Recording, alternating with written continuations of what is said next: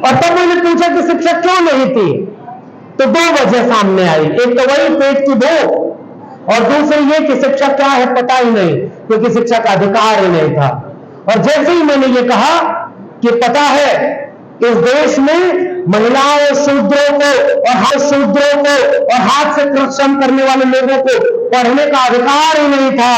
इस देश में जब महात्मा फूले और सावित्रीबाई फूले ने स्कूल खोला तो उनके ऊपर भी पत्थर मारा गया, मैला फेंका गया, क्योंकि ये धर्म के विरोध में काम हो रहा था। लेकिन तब भी वो अधिकार सबको नहीं मिला। तब इस्तीफा देना पड़ा और ऐसे ऐसे मुकदमे में उम्र के अंतिम पड़ाव पर भी जेल में डालकर अपमानित किया जा रहा है। खीरा चोरी के आरोप में हमारे लोग जेल में हैं और हीरा चोर कर भी आज वो कुर्सी पर बैठे हुए हैं। एक बात को कहनी जरूरी है। और आप बदनाम करते हैं उन लोगों को केवल इसलिए कि वो कमेरा लोग हैं। ठीक ही कहा उन्होंने कल मुंबई की बैठक में, चंद्रयान गया तो अब की आदमी लेके नहीं गया है, लेकिन जब सूरजयान जाए तो दो चार लोगों को ले जाए ताकि वो इतिहास में अमर हो जाए। और बस इशारा कर रहा है, उससे ज्यादा बोलने की जरूरत नहीं है। इस देश में पाखंड और अंधविश्वास को टीवी कोरोना में ताली बजवा करके उसने इस देश में मूर्खता का परीक्षण कर लिया है। उसने एक बार बोला था कि ताली बजाओ, पूरा देश ताली बजाने लगा। थाली बजाओ, बर्तन तोड़ करके थाली बजाया, और दिवाली मनाओ तो घर फूट के दिवाली मनाया। उसी दिन इसने तय कर लिया है कि इस देश की शिक्षा को थोड़ा और बर्बाद कर दो, सरकारी संपत्ति को बेच दो, पूरे देश को प्राइवेट हाथों में बेच दो, फिर भी देखना वो लोग हमें ही चुनेंगे, क्योंकि उसने आपको मानसिक रूप से गुलामी का टेस्ट ले लिया था कोरोना के समय। और आज नहीं हो रहा। इस देश का सबसे बड़ा अखबार कहने वाला खुद को दैनिक जागरण, उसका नाम लेना जरूरी है, क्योंकि गांव कस्बे के लोग आज भी अखबार बहुत पढ़ते हैं। वही पेट भर करके आपको पढ़ाने आ रहा है, और जिसका पेट भरा हुआ है वो पढ़ने आ रहा है, और जिसका पेट नहीं भर पा रहा है वो इसी उम्र में ठीक इसी वक्त कहीं सड़क पर पत्थर तोड़ रहा है, तो किसी होटल में मजदूरी कर रहा है, कोई खेत में। सम्मानित अतिथिगण और सामने सभागार में बैठे हुए अति सम्मानित आप सभी लोगों को मेरा क्रांतिकारी जय भीम, जय मंडल, जय संविधान है, इनकलाब जिंदाबाद। आज इस देश में और देश में दुनिया में लोकतंत्र का पहला पाठ पढ़ाने का जो प्रयोग हुआ था, उस वैशाली लिच्छवी गणराज्य की ऐतिहासिक जमीन, उस विरासत के लोकतांत्रिक मूल्यों की जमीन, वहां खड़े होकर के हम ऐसे वक्त में बात कर रहे हैं जब लोकतंत्र सबसे ज्यादा खतरे में है। दुनिया भर में इस देश के लोग जाकर के ये बात कहते रहे कि हम oldest democracy of the world है, और जब भारत लौटते हैं तो ये कोशिश करते हैं कि इस देश की डेमोक्रेसी को कैसे खत्म कर दिया जाए। ऐसे बेहद मुश्किल वक्त में जब हमारी विरासत, हमारा पुरखों के संघर्षों से हासिल और कमाया हुआ लोकतंत्र हमारे आंखों के सामने तबाह किया जा रहा हो, हमारी मोहब्बत की दुनिया उजाड़ करके केवल नफरत के नाम पर लोगों को लड़ाया जा रहा हो, ऐसे वक्त में जब मूर्खता को सेलिब्रेट किया जा रहा हो, अंधविश्वास और पाखंड को बढ़ाया जा रहा हो, ऐसे वक्त में अगर किसी महासम्मेलन से पहले चेतना शब्द जुड़ा है तो मैं बधाई दूंगा उसको कि आपने जागरूक करने के लिए, चेतनशील करने के लिए आयोजन रखा है। और चेतना संपन्नता बौद्धिक रूप से इसलिए भी जरूरी है कि धोखा न हो जाए। इस मंच पर बहुत वरिष्ठ लोग बैठे हुए हैं, सभागार में भी हैं, हम सब के अभिभावक की तरह, चाहे अर्जक संघ के बिहार के प्रदेश अध्यक्ष आदरणीय अरुण कुमार गुप्ता जी हो, चाहे पसमानदा मुस्लिम महाज, ऑल इंडिया पसमानदा मुस्लिम महाज के राष्ट्रीय अध्यक्ष आदरणीय जनाब अली अनवर अंसारी साहब हैं और तमाम वरिष्ठ लोग हैं। ऐसे सम्मेलनों में और ऐसे बड़े मंच पर जब हमारे जैसे बेहद सामान्य से पृष्ठभूमि से आए हुए व्यक्ति को आप कोई इज्जत देते हैं, सम्मान देते हैं, तो एक शेर मुझे याद आता है कि सरबुलंदी का एक वजीफा है जो हमने अपने बुजुर्गों से सीखा है। सरबुलंदी का एक वजीफा है जो हमने बुजुर्गों से सीखा है। खुद को छोटा समझते रहिएगा, बड़ा बनने का यही तरीका है। तो मैं इस मंच पर ऐसे बड़े लोगों के बीच में खुद अपने छोटे होने के एहसास के साथ शुक्रिया अदा करता हूं आप सब लोगों का, क्योंकि असल में ऐसे वरिष्ठ लोगों ने, और सभागार में भी ऐसे बहुत सारे लोग होंगे, और मैं अक्सर एक बात महसूस करता हूं कि जितनी हमारी उम्र नहीं होगी उससे ज्यादा उम्र ऐसे तमाम लोगों ने संघर्षों में खपा दी, तब जाकर के ये जगह बनी है जहां हम जैसे नौजवान खड़े होकर के कुछ बोल पाते हैं और अपनी बात कह पाते हैं। तो ये एक ऐसा खेत है जिसको जाने कितने लोगों ने मिलकर तैयार किया है,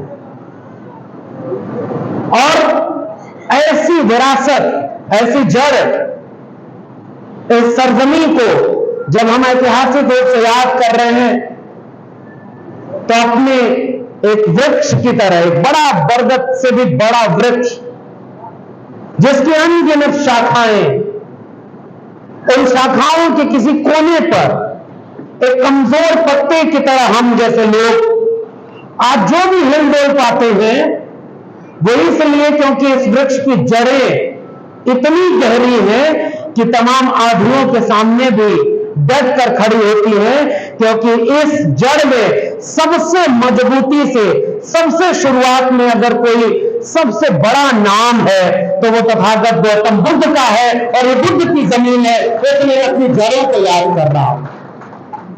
एक चीनी कहावत है और अलग अलग दुनिया भर की भाषाओं में अलग अलग तरह से समझी और समझाई जाती है। इस कहावत से मैं जो बात कहना चाह रहा हूं वो आपके सामने रख रहा हूं। अलग अलग जगहों पर अलग अलग तरीके से है, लेकिन हमारे यहां बांस एक ऐसे वैज्ञानिक टर्म में कहें तो वो तो घास में आता है, लेकिन आप पौधा कह लें, कुछ भी कह लें, बांस समझते हैं ना। कहावत यह है कि जब उसे लगाया जाता है तो तकरीबन कई कई साल उसमें अंकुर भी नहीं आते हैं, और अगर अंकुर आते हैं तो वो बहुत धीरे धीरे बढ़ता है, और उसे लगाने वाले लोग फिर भी उसे खाद पानी देते रहते हैं। और कहा यह जाता है कि तकरीबन 5-6 साल के बाद वो जमीन के ऊपर बढ़ता हुआ दिखाई देना शुरू होता है। मगर जब जमीन के ऊपर बढ़ता हुआ शुरू होता है तो 4-6 दिनों में ही कई फुट की लंबाई अर्जित कर लेता है, और दुनिया का सबसे तेजी से बढ़ने वाला वही पेड़ है जो अपनी जड़ों को मजबूत करने में 6 साल लगा देता है। और ये कहावत मुझे तब याद आती है जब हम जैसे लोग किसी वैचारिक कार्यक्रम में अपनी जड़ों को निहार रहे होते हैं। हमारी जड़ें भी ऐसी ही गहरी है। वो तथागत बुद्ध से शुरू हुई, आजीवन परंपरा से शुरू हुई, और लंबी फहरिस्त है। और उस परंपरा में जाहिर सी बात है कुछ लोगों ने एक जमीन तैयार की, फसल रोपी, मगर कुछ उसमें हिंसक जानवर उसी समय आकर उस फसल को रौंदते चले गए। मैं एक सवाल करना चाहता हूं कि तथागत बुद्ध के खिलाफ सबसे पहले जो लोग खड़े थे वो कौन लोग थे? और आप जानते हैं वो कौन लोग थे? वो यही के लोग थे जिनके वारिस आज कहते हैं कि गर्व से कहो कि तुम हिंदू हो। और मैं भी गर्व से कहना चाहता हूं तथागत बुद्ध के खिलाफ सबसे पहले जो लोग खड़े थे वो वही लोग थे जिनके वारिस आज सरकार में बैठकर इस देश को सांप्रदायिक बनाना चाह रहे हैं। शुरुआती हमला सबसे ज्यादा उन्हीं के लोगों ने किया और बहुत सारे लोगों को मारा गया इसलिए क्योंकि विचार को खत्म कर दिया जाए, किताबों को जलाया गया। और जब जलाया जाता है किताबों को, दुनिया में सबसे बड़ा हमला अगर किसी के ऊपर होता है तो वो व्यक्तियों के मारने का नहीं, वो विचार के मारने का होता है। लेकिन वो विचार मरे नहीं और वो विचार फिर से इस देश में पैदा हुआ जब इस देश में संत परंपरा का संत आंदोलन पैदा होता है। दोबारा एक लहलाती फसल, कबीर, रविदास, पलटू दादू, भीखा बुल्ले शाह, बाबा फरीद, गुरु नानक से होती हुई एक लंबी परंपरा चलती है। और वो परंपरा नारायण गुरु, बसवन्ना चोखा मेला से आगे बढ़ते हुए महात्मा ज्योतिराव गोविंदराव फूले, ईवी रामास्वामी नायकर पेरियार, महात्मा शाहू जी महाराज से होते हुए मैं बिहार की जमीन पर याद करना चाहता हूं, वैसे ही जैसे कोई शाख से कमजोर पत्ता अपनी जड़ों को याद करता है, बिहार की जमीन पर मैं जननायक कर्पूरी ठाकुर और शहीद बाबू जगदेव प्रसाद को याद करते हुए ये महसूस करता हूं कि मेरे वैचारिक धर्म के मजबूत है। और इसलिए इसके पत्ते बार बार काटे जाने के बाद वो अंकुर निकल आते हैं। और जगदेव बाबू को याद कर रहा हूं और मंच पर अरुण जी बैठे हुए हैं, तो हम अब उत्तर प्रदेश से आते हैं, वहां भी एक ऐसे ही विचारक महामना राम स्वरूप वर्मा जी हुए और बिहार में बाबू जगदेव के साथ दोनों ने मिल करके अर्जक संघ की नींव रखी। बिहार में 1930-40 के आसपास त्रिवेणी संघ बना था। अब वो विषय जिस विषय से हमें मंडल कमीशन, जाति जनगणना और संविधान पर अपनी बात करनी, मैं फिर से कह रहा हूं, ऐसे वैचारिक मंचों में अली अनवर साहब ने एक इशारा कर दिया है और मैं सहमति दर्ज करते हुए उसे दोहरा रहा हूं कि यहां जागरूक लोग बैठे हुए हैं। तो कई बार ऐसे कार्यक्रमों की सीमा यह है कि हम कम्युनिस्ट को ही कन्विंस कर रहे हैं। हम एक जैसे लोग हैं और एक ही जैसी बातें बार बार मंच पर होती रहती हैं। लेकिन ऐसे कार्यक्रम में विष्णुदेव जी हैं, उनकी पूरी टीम है, जो दूसरे अध्यक्षता कर रहे हैं तमाम लोग, भाई ये कार्यक्रम इतना मेहनत से किया गया तो इस कार्यक्रम के खत्म होने के बाद क्या होगा, ये सवाल सबसे महत्वपूर्ण है। हमारे जैसे लोग तो अब आजकल सम्मान इतना आप कर रहे हैं, हमें आना है, भाषण देना है, चले जाना है। लेकिन मेरे मन में बार बार एक सवाल आता है कि इस भाषण में हमने नया क्या बोला, इस भाषण के बाद उस इलाके में क्या हुआ, कोई बदलाव आया क्या, कोई नई चीज शुरू हुई क्या, और जिस समय जिस चीज की जरूरत सबसे ज्यादा है वह काम शुरू हुआ कि नहीं। और उसका एक इशारा अली अनवर साहब ने किया, मैं दोहरा रहा हूं उसे। हम अपने लिबास से, हम अपने चेहरे से, इस तरह के आयोजनों से एक बात को समझते हैं। मैंने एक बार अपनी क्लास में अपने बच्चों के सामने एक बात कही कि जब किसान आंदोलन हो रहा था तो हमने अपने क्लास के विद्यार्थियों से पूछा दिल्ली यूनिवर्सिटी में, उन्होंने कहा कि हम आ नहीं सकते, आंदोलन चल रहा है, सड़क पर बैठ जाते हैं लोग, ये तो सब एंटी नेशनल हैं, आप समझ जाइए उनके मन में ये बात कहां से आई थी। तो हमने उनसे पूछा कि तुम पढ़ने कब आ पाते हो, तो बहुत सारी बातें हुई। मैंने कहा एक बात समझो, पढ़ने तब आ पाए जब पेट भरा हुआ था। जिसका पेट भरा हुआ है वही पेट भर करके आपको पढ़ाने आ रहा है, और जिसका पेट भरा हुआ है वो पढ़ने आ रहा है। और जिसका पेट नहीं भर पा रहा है वो इसी उम्र में ठीक इसी वक्त कहीं सड़क पर पत्थर तोड़ रहा है, तो किसी होटल में मजदूरी कर रहा है, कोई खेत में काम कर रहा है, तो कोई महिला किसी घर में चौका बर्तन कर रही है। और ये जो बंटवारा है, इस बंटवारे की वजह से हम इस सम्मेलन को भी देखें। हमारा पेट भरा हुआ है, मैं यहां बोल रहा हूं, आप यहां पर सुन रहे हैं, मगर इस सम्मेलन की सफलता तब होगी जब इस भरे पेट वाले जो विचार और कोई एजेंडा लेकर के निकले और उस तक पहुंचे जिसके घर में चूल्हा नहीं जल रहा है। अगर नहीं होता है तो इस कार्यक्रम का कोई मतलब नहीं, क्योंकि हम सारे लोग तो कन्विंस लोग बैठे हुए हैं। इस कार्यक्रम के बाद अगर हम गांव तक नहीं पहुंचे, जैसे एक मिसाल के तौर पर मैं जिन्हें गया और मैंने कहा कि भारत का संविधान खतरे में है, उस सभा के आधे लोग हमसे पूछने लगे ये संविधान क्या होता है।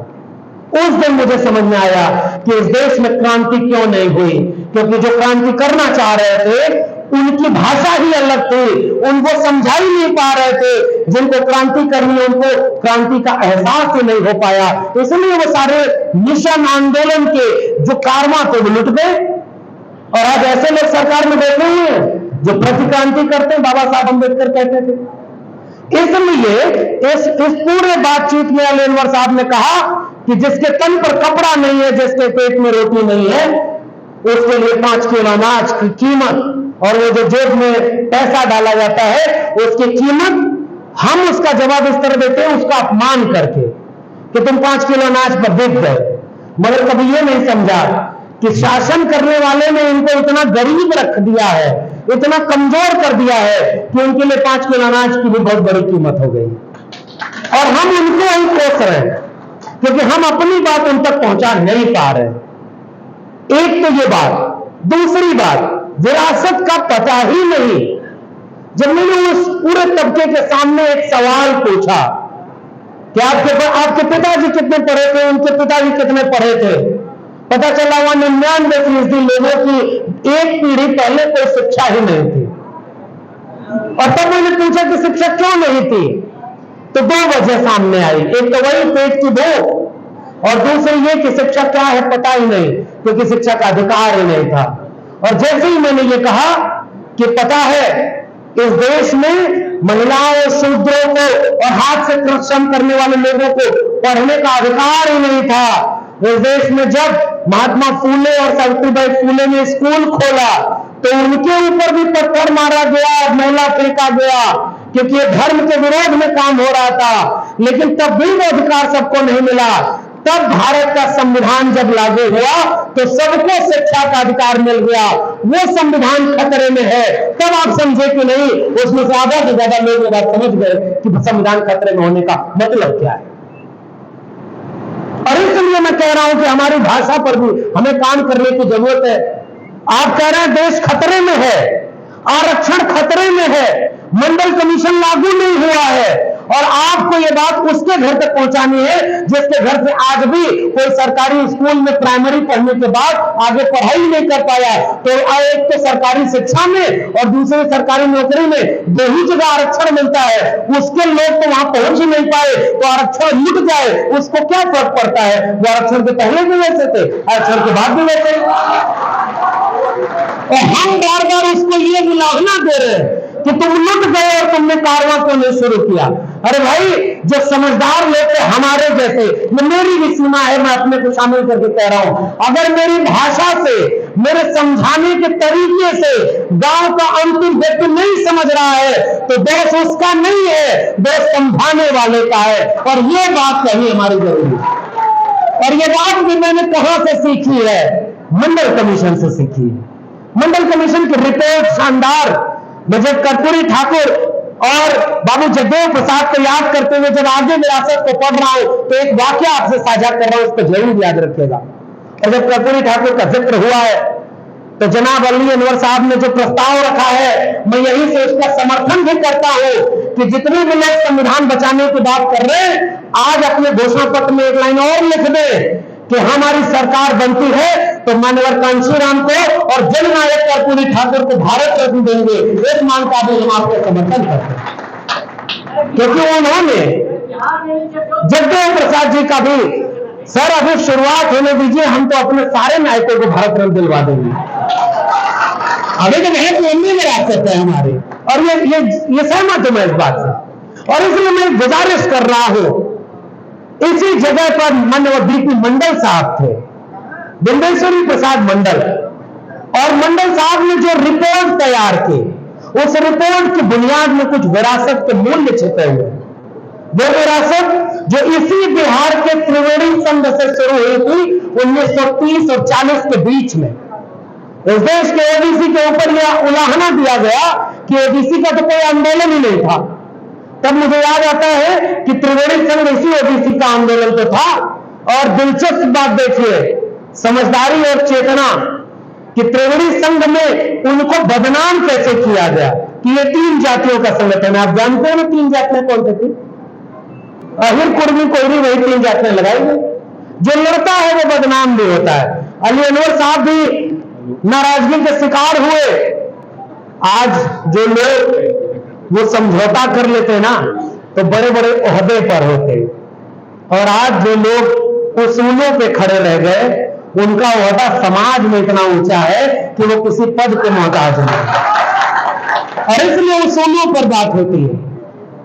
बदनाम किया गया त्रिवेणी संघ को कि 3 जातियों का संगठन था, लेकिन उस त्रिवेणी संघ का मूल्य क्या था कि वो 90% कमेरा लोगों की बात करता था। वो केवल ओबीसी की भी बात नहीं किया। और इसलिए उस आंदोलन में जब आगे एक पड़ाव के रूप में एक नया अध्याय जुड़ता है बिहार लेनिन जगदेव बाबू का और महामना राम सिंह वर्मा का अरजक संघ का। अरुण जी बैठे हुए हैं, बड़े लोग जब बड़ी विद्वता से जाने कितनी उम्र ऐसे लोगों ने इस देश में पाखंडवाद और अंधविश्वास खत्म करने में लगा दी। ऐसे लोगों के बगल में बैठना, आप फूल माला अगली बार मत लाया करिए, ऐसे लोगों के बगल में दिखा दिया करिए, हमारा यही सम्मान सबसे बड़ा है। और इस अर्जक संघ के विरासत में वो सारे मूल्य थे, और अर्जक संघ भी कहने को तो ओबीसी नेतृत्व का था, लेकिन विचार उसमें कौन सा था? हर एक 90% भी कहने को है। जो भी हाथ से श्रम करता है, जो भी वंचित शोषित है, जो कमेरा है, वो सब उसके दायरे में थे। उनकी मुक्ति वैज्ञानिक दृष्टिकोण, मानववाद और ब्राह्मणवाद से मुक्ति के आंदोलन का नाम था अर्जक संघ। ये विरासत हमारे आगे बढ़ती रही। और उसके बाद जब मंडल कमीशन बना तो मंडल कमीशन ने कहा कि आजकल भी कुछ लोग बन गए हैं इस देश के प्रधानमंत्री, जब तक गुजरात के मुख्यमंत्री थे अपनी जाति याद नहीं आई। अली अनवर साहब तो नाम भी ले लिए, मैं तो नाम भी लेना उनका मुनासिब नहीं समझता। समझदार को इशारा ही काफी, और वो इशारा किस बात का है कि जब 2013 में प्रधानमंत्री बनना हुआ तो याद हुआ चुनावी भाषण में कि मैं ओबीसी मां का बेटा हूं, और पता यह चला इतिहास खंगालने पर कि खुद जब मुख्यमंत्री रहे तो उन्होंने अपनी जाति को ओबीसी की लिस्ट में शामिल करा लिया। विरासत ऐसे आगे बढ़ती है। उन्हीं के नक्शे कदम पर उत्तर प्रदेश में एक व्यक्ति मुख्यमंत्री जब बना तो पहला काम किया कि अपने ऊपर जितने मुकदमे थे सब वापस करा लिया। आप सोचिए, यहां के लोगों को त्यागपत्र देना पड़ा, इस्तीफा देना पड़ा, और ऐसे ऐसे मुकदमे में उम्र के अंतिम पड़ाव पर भी जेल में डालकर अपमानित किया जा रहा है। खीरा चोरी के आरोप में हमारे लोग जेल में हैं, और हीरा चोर कर भी आज वो कुर्सी पर बैठे हुए हैं। इस बात को कहनी जरूरी है। और आप बदनाम करते हैं उन लोगों को केवल इसलिए कि वो कमेरा लोग हैं।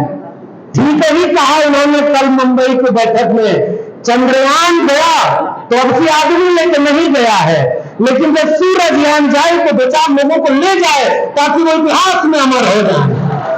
और बस इशारा कर रहा है, इससे ज्यादा बोलने की जरूरत नहीं है। इस देश में पाखंड और अंधविश्वास को टीवी से लेकर के मुंबई के वैज्ञानिकों की बैठक में यह कहते हुए कि गणेश जी पहली प्लास्टिक सर्जरी है, हम नाली के बेस से चाय बनाते थे, बादल आ गया तो रडार काम करना बंद कर दिया।